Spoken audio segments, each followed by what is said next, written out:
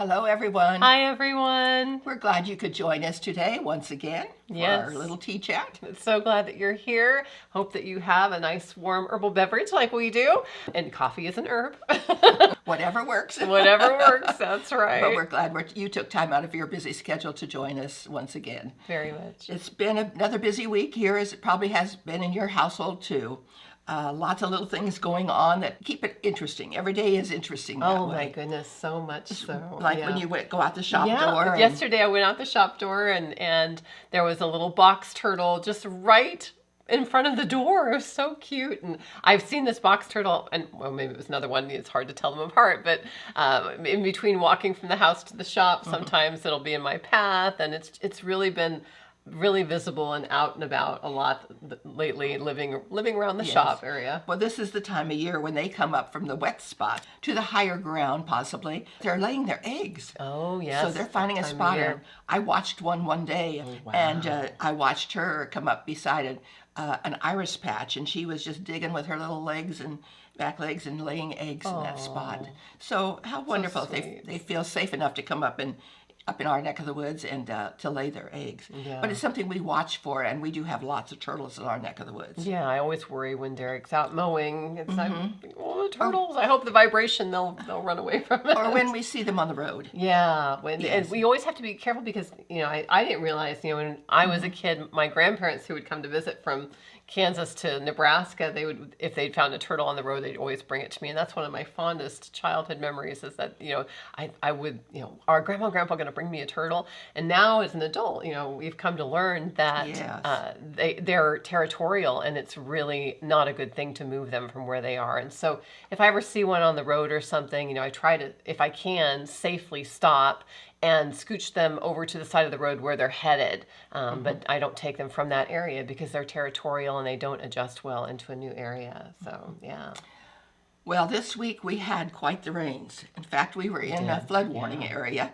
We had over 5 inches of rain in 24 hours. Hey, magical water. It is, but it's almost too much at one time.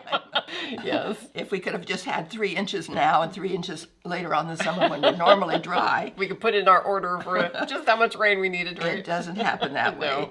But it was, I love listening to the thunder at night. It's one of the things I love to listen to. And if I can open my windows to hear it even more so, I love doing that. And so this morning I went out to check in my garden to see what's going on out there. And I have several things I picked. There's lemon balm in there. There's a sprig of spearmint in there.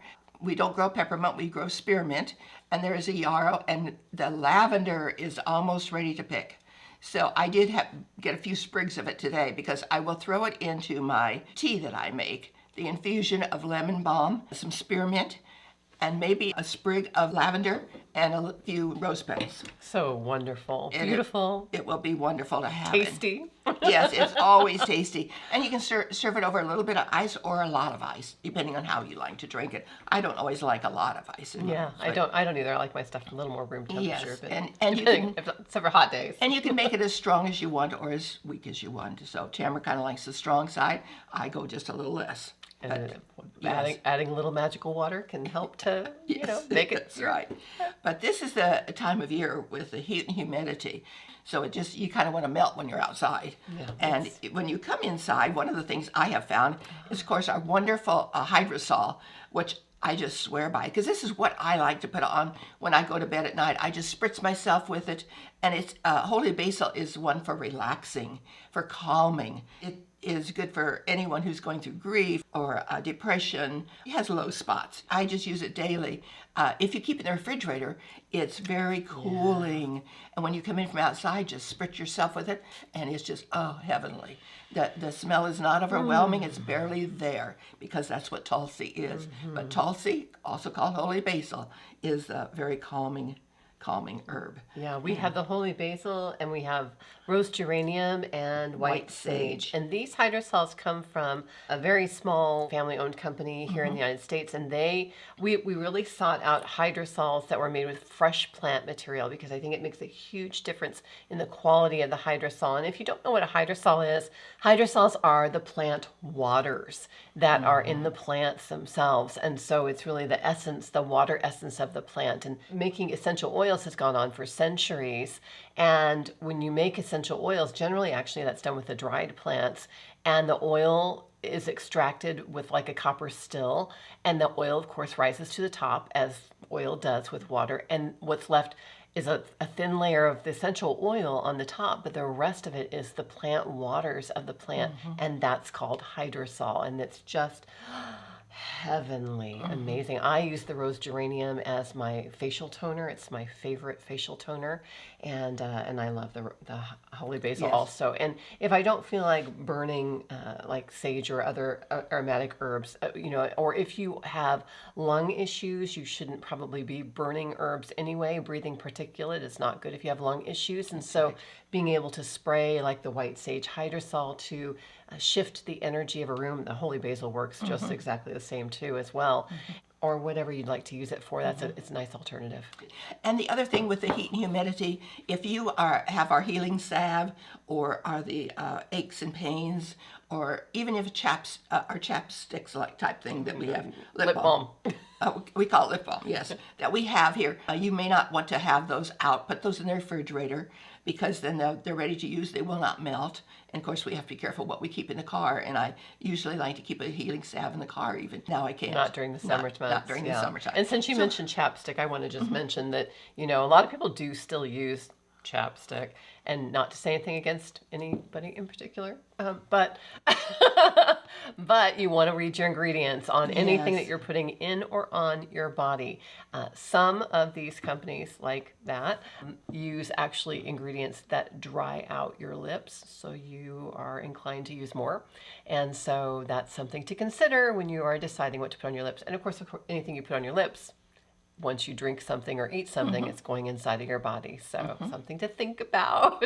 We had the full moon this last weekend, and it was also called the strawberry moon. That's another name for it, along with other names, and we mentioned those last week.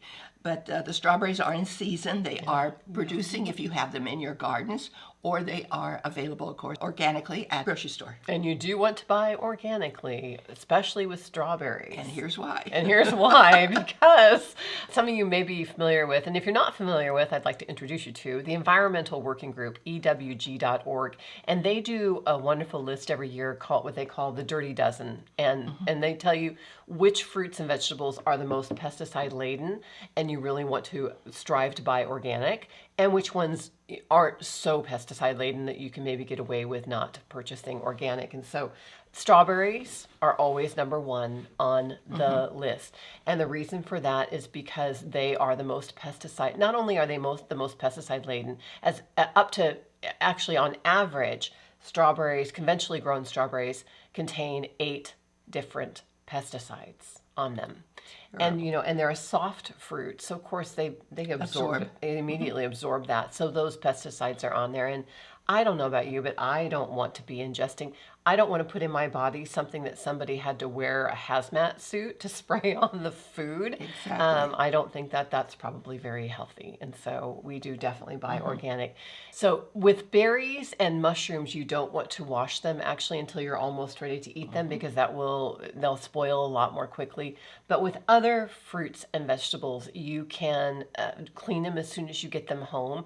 And it's especially helpful if you are buying conventionally grown. And so they found that the most effective wash to help remove the external pesticides, you can't remove the ones that have soaked in, and you want to get them washed as quickly as possible because they will continue to soak in.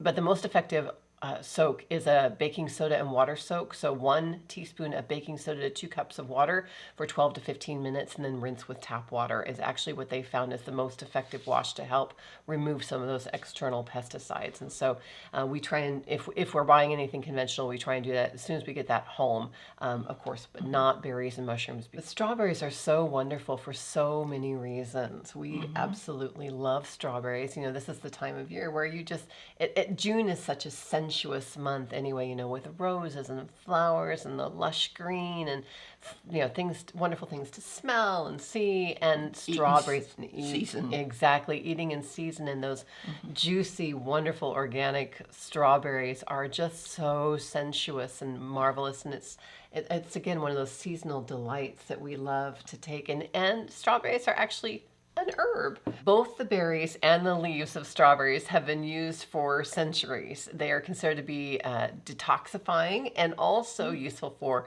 fertility. The leaves can be used as a tea, which is diuretic and astringent, and can be used as a treatment for diarrhea. The North American First Nations tribes used especially strawberries and their leaves for women's medicine and to support fertility. And that was also true in Europe. Europe has a lot of mythology also around strawberries and a history of using strawberries for fertility and love. They were considered to be the fruit of goddesses, Venus and Aphrodite and Freya in particular. Strawberries are perennials. They spread via runners, and so they're wonderful. When we talked about this, planting things that create more of themselves, which we love. Strawberries are one of those. You can have the mother plant, and then it produces baby plants, which is one of the reasons why it's considered a fertility plant. It's a mother and it has babies. It's often associated with fairy folk. Actually, strawberries are as well. The seeds are on the outside, and so that makes it kind of an unusual plant. In Bavaria, baskets of strawberries were sometimes tied between the cow's horns to please the fae and the fairy folk, to bless the cow with more abundant milk, which I think is just so sweet. So we love these in-season plants, especially. And the best thing to have with strawberries is chocolate. Or strawberry shortcake, right? Which is another herb also. Yes. Well, yeah, we had, for Mother's Day, we had strawberries with cheesecake. Oh, so yummy. Mm-hmm. Talking about strawberries, there is a pattern out there for making strawberries. They're made out of fabric, and they're just fun to have in a little bowl sitting around. They come in different sizes. We do have them at the shop here now, made from either wools or cottons that resemble the actual strawberry. It looks like little seeds in them and everything, but they are so sweet. So sweet. You're always making some beautiful things, and you made that basket too. You yes. Got to shout out for that. Yes, another little pine needle basket.